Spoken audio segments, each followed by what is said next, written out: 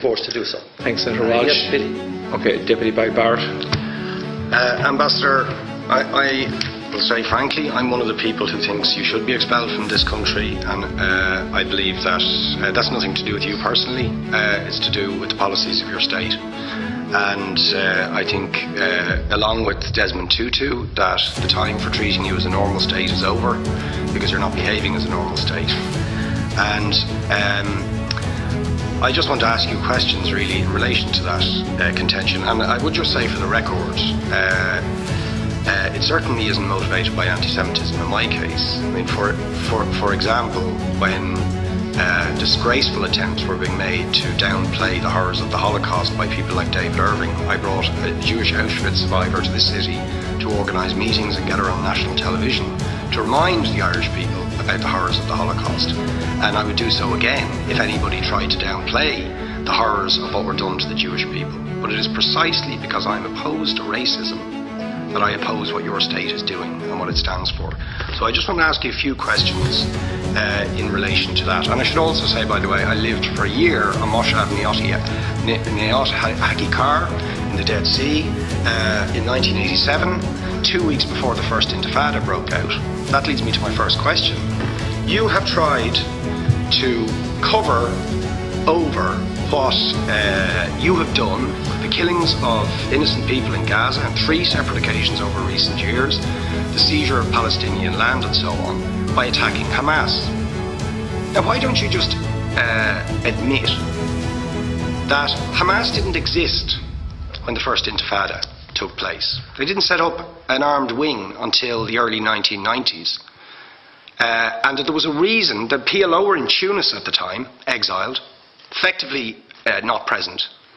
But the ordinary Palestinians rose up because you denied them basic rights. I lived there.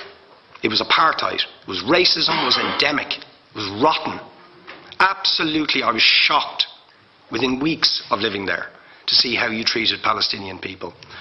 And isn't it the fact that the law of return, which is the basic law of the Israeli state, is a racist apartheid law because it confers rights on Jews that it denies to Palestinians. It allows, for example, if I was Jewish and had never stepped foot in Israel, I could claim citizenship there tomorrow, but 6 million people whose origins are in what you now call Israel, who were forced out in 1947 or 48, do not have that right. Isn't that part of the reason why the Palestinians are in dispute with Israelis?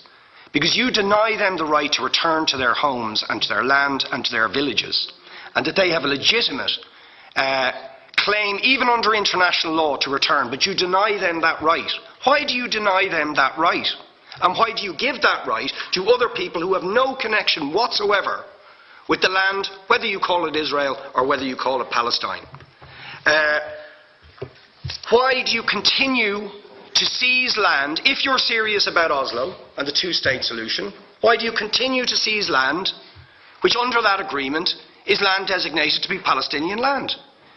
500,000 people, most of which has taken place since Oslo. You allow that to happen. Why do you allow it to happen if you're serious about giving this land to the Palestinians? It's absolutely extraordinary. And it just, are you not just taking us, Ambassador, for idiots? That you can say with a straight face, we're serious about peace, but while we're serious about peace, we're going to seize Palestinian land. And you expect the Palestinians to just sit back and do nothing about that. And the world to accept that that is an acceptable way to behave. And you asked earlier on, could we have some constructive solutions? Now you know what the Palestinian people have been asking for. Far less even than some people would ask for. Because I believe the whole apartheid system should be dismantled. But what they've asked for is to lift the siege of Gaza. Just to lift the siege of Gaza. Let them have an airport. Let them have ports. Let them not be dictated to by a government for whom they do not vote as to what can go in and out of their territories, whether they will have power, whether they will have clean water, whether they will have medicine. What makes you think you're allowed to have nuclear weapons and the 4th biggest army in the world and visit destruction on the people of Gaza But they have no right to defend themselves.